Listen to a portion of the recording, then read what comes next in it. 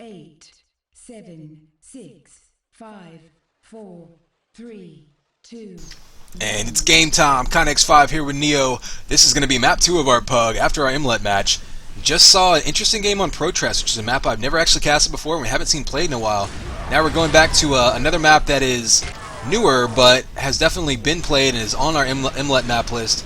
It's going to be Vault City, but it will still be another fast-paced match, although not necessarily as high-scoring. Yeah, definitely. And power-ups are going to come up right now. You're seeing a big fight at the amp. It looks like Fusion got it for his team. Not sure who got the 100 shield though. Yeah, we saw a big fight for that amp and just a whole bunch of death and destruction going on. Kind of surprised Fusion was able to make it out alive. He's going to take that back on defense. I know he likes to defend on this map.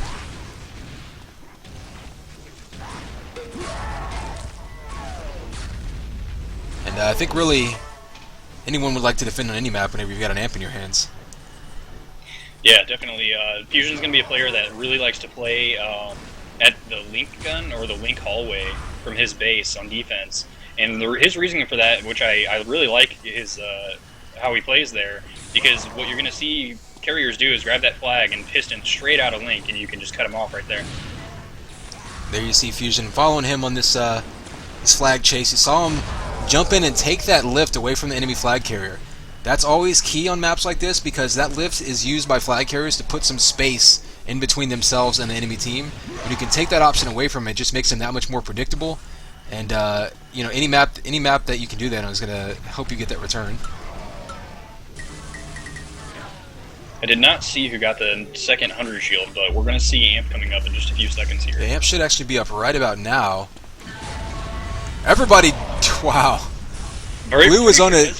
I think Keski got it, and then he just imploded. Yeah, we saw blue team on it. They got killed off. Red team had 2 on it. We saw bouncing on the head going on, and then everybody just kind of died as the blue team came back and cleaned it all up.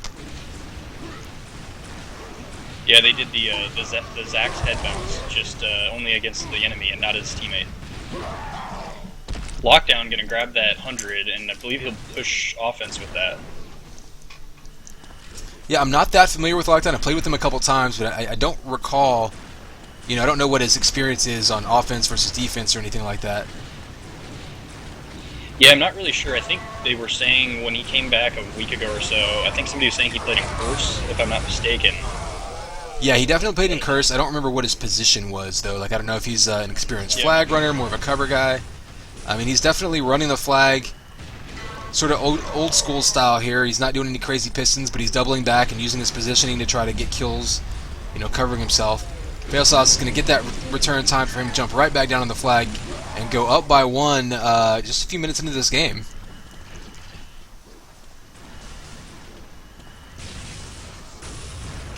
Not mistaken, 100 armor should be up soon. Oh, just gets taken by red. Bob able to neutralize it, though, by doing a ton of damage. That amp was taken as well, but it went so quickly. I'm not sure. It looks like Kuski has it on offense right now. He's pushing in with it.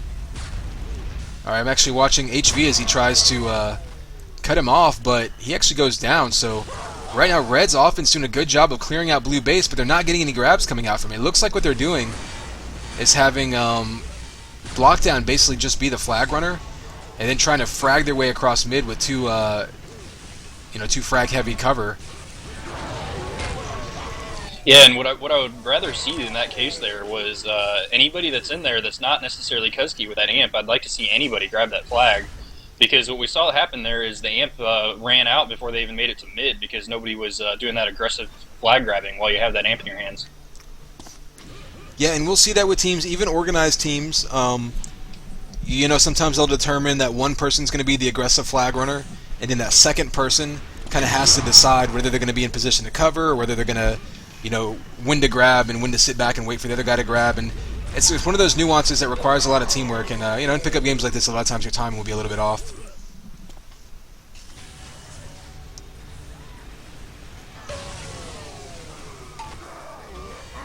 Amp gets taken by Arc there. See if I can head over there. See, he already gets 1 kill with it. There he is. Well, right as I get to him, he dies. Typical kiss of death.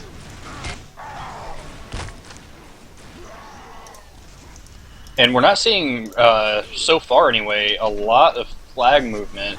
I'm guessing that the two defenses are just kind of locking things down pretty good so far. Yeah, I mean, with these players, guys like Kusky, guys like Blimpo, that are very, I don't know how to describe. They're frag heavy players, but they're very aggressive in their sort of deathmatching styles. You're going to see, I think, a lot of. Wow, as you see Dre there, a perfect view of him getting his patented shield gun flag cut off, just completely anticipating where the flag carrier is going to be, and then popping out and instantly getting the kill in the return. But yeah, I mean, we've got some very aggressive fraggers in this game, so I wouldn't necessarily expect teams to fall back a lot, but I think you'll see a lot of people swinging back and forth between cutting off flag carriers and then pushing up on offense. Because I know we've seen both teams running 3 people in an enemy base, but it looks like they've both been swarming the flag effectively as well. Yeah, it looks like there might be a fight for Amp here. Amp grabbed and dead immediately. 100 shield also came up, and not sure who grabbed that 100. Looks like, Bob grabbed that 100. He's going to grab the flag now.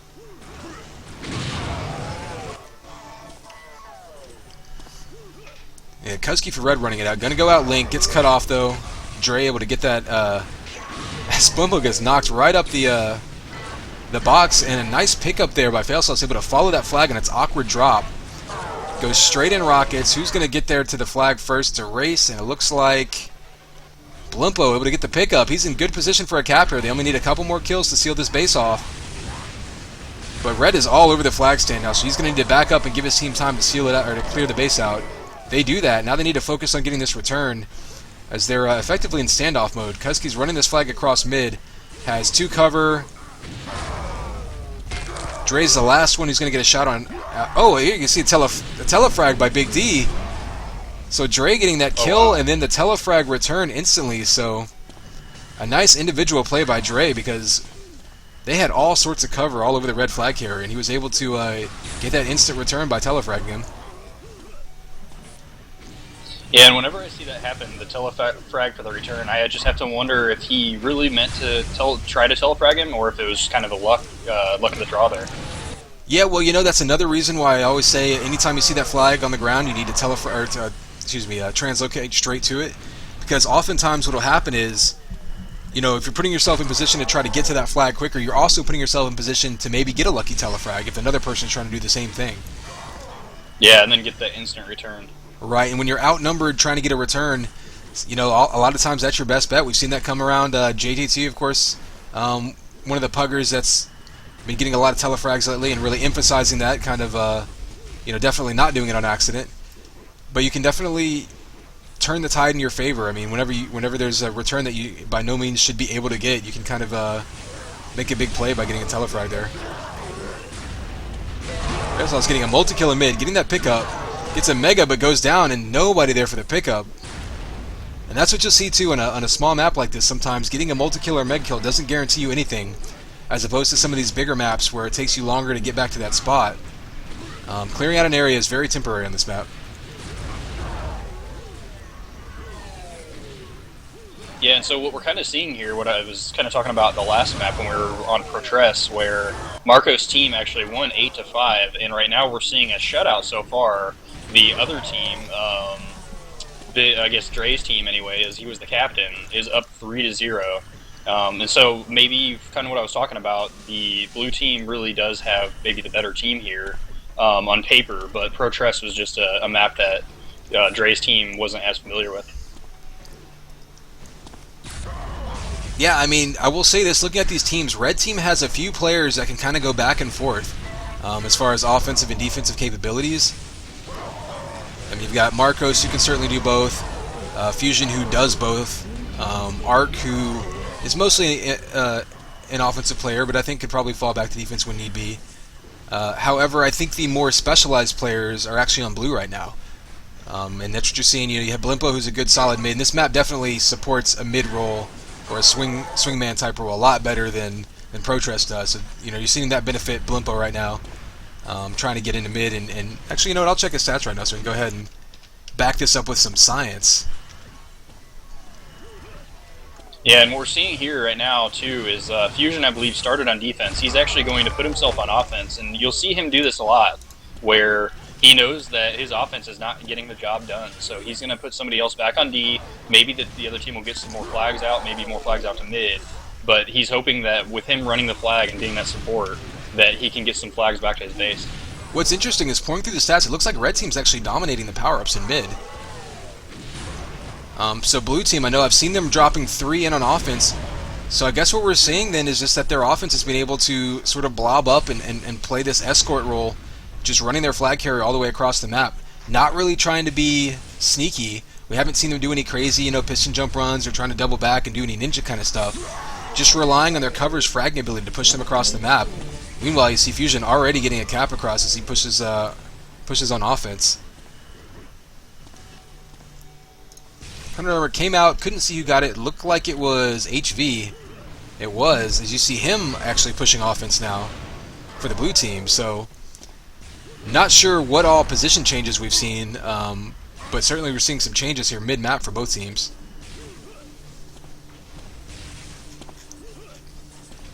HV getting rockets from behind, has cover all over him though. He's just going to keep switching back and forth, giving his cover time to put in damage. Red team, meanwhile, is in perfect position for a flag standoff. Typically, you're going to hold the flag in that right side shock area because you have some vials and some health up there. Oh, we see Failsauce able to sneak right in there. He actually anticipates the flag carrier's movement. He translocated straight up to those vials, knowing that he would jump up there, and then just drained rockets, or dropped rockets straight onto his face, able to get that quick return. And that's what rockets and flak and those close quarters weapons will do for you, is whenever you can get up close to a flag carrier, even if you're outnumbered, if you can get that kill and that quick return, sometimes the cover just doesn't have time to kill you before you get that return. Yeah, and that's some people's on defense, that's their favorite way. I know I see Facial do that a lot with either the flak or the rockets. Get right up in their face, so that if you do get that kill in their face, you're going to get that return very easily. You're not necessarily going to see a quick pickup by the other team. Yeah, I mean, that's something, it's a conscious strategy. I mean, as someone who defends much of the time, whenever the other team's cover is just out-fragging you and you're having a lot of trouble getting in on the flag carrier, especially during sustained standoffs, sometimes you'll have that conscious decision. You'll say, hey, one of us needs to just translocate straight up close to him, and you'll actually play it almost like an offensive attack where you'll have one person jump in and distract the cover, and then the other person just jive straight at the flag carrier and try to pull either a telefrag or a flak or a rocket kill, and just hope that you can jump onto that flag before the cover has a chance to focus you down. Yeah, and Dre gonna grab that 100 shield, go in and grab the flag immediately. Yeah, 6-1 the score right now, 7 minutes left. It's definitely not over by any means, but blue is having no problems now moving red flag all the way across the base. Seems like every time they go in now, they're getting this out, and their coverage is doing a good job. And that's typically what you expect. I mean, you're not really you look at the NBA, you're not supposed to cover anybody one-on-one, and in this game, 2 defense really shouldn't hold the flag very much against 3 dedicated, aggressive, synced up offense. So then it really becomes a matter of your offense being able to get yourself into some flag standoff situations and win these battles. Yeah, and I think what's happening here for blue team, Dre's team, between Blimpo and Failsauce, and I haven't been paying attention to the third. I think the third would be Dre, perhaps, is the other offense. I think what we're seeing a lot is they're cheesing across the mid very fast, and they're getting a lot of good pickups. So they're relaying that flag really well, and that's turning into 6 caps for them with about 6 minutes to go here.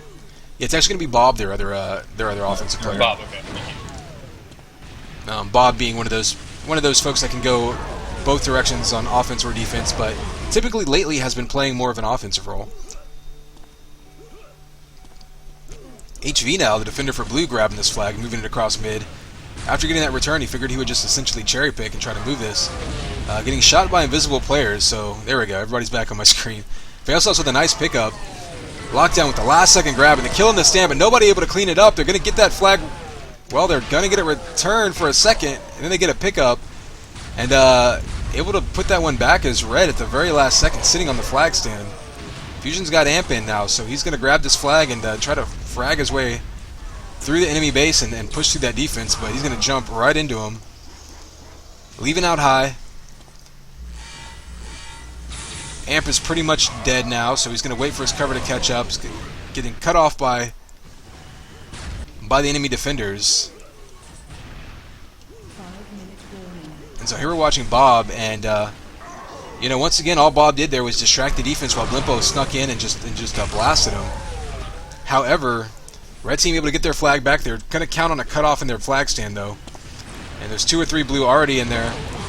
Kusky goes down. That flag going to get picked up, though, by Ark, and he's going to dive on his flag stand, pull within 4, so 4.5 minutes left. We're going to call this unlikely, but not impossible. It doesn't take that long to run a flag on this map. It's really mostly a matter of whether you can get the flag moving and then keep yours home at the same time. HV is going to get that next 100 shield. Not sure what he went and did with it, though. So here we see Marcos back in his base, being patient. He knows that the enemy defense is going to be cutting him off in his base, so he's soaking up some health vials, maybe some armor, giving his cover time. So we see the fight on the other side of that crate. If their flag comes back, this will be a cap, because right now blue is in no position to make much of a play on returning their flag. They don't exactly know where Marcos is. They know he's in base, and you'll notice the red cover here doing a good job of being elusive here. Kusky with that amp was sitting up there, putting himself in position to get kills, and while he was too far away to get any kind of pickups, it also did not betray their flag carrier's position to the blue team as they were coming in to try to get that return. We're going to follow this. Oh, and we see that up close. That's the downside. Once again, once you have your cover in position to get kills, as opposed to sticking on, close to your flag carrier, the downside of it is you're going to be susceptible to those close quarters returns, like we saw with Flak and Rockets coming right in there. Yeah, and then Blimpo was right afterward able to piston onto his own flag stick and just barely capped right before he died. And I think that cap is probably going to do it with about 3 minutes to go, being up by 5 caps here. Yeah, it looks like with 3 minutes, 5 caps, don't see it happening on this map. I don't even know if that's the kind of thing that's going to be mathematically possible. It's a pretty short map, but it's not necessarily an easy map to speedrun on, because it's not a wide open transition from base to mid. You have to make your way through those bottlenecks, and you kind of just have to dodge your way through. There's no real crazy trick jumps you can do to get to mid.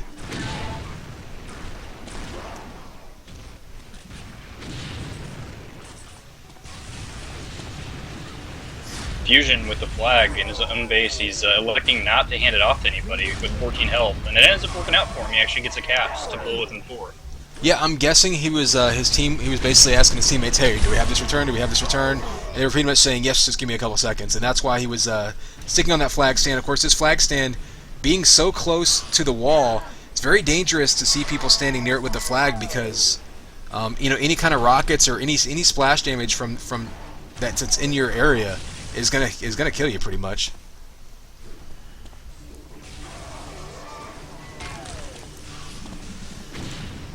I'm gonna go ahead and pour through some of these stats as we see the last couple minutes come in. Like I was saying, I looked earlier, and red team was actually dominating the power-ups in this game.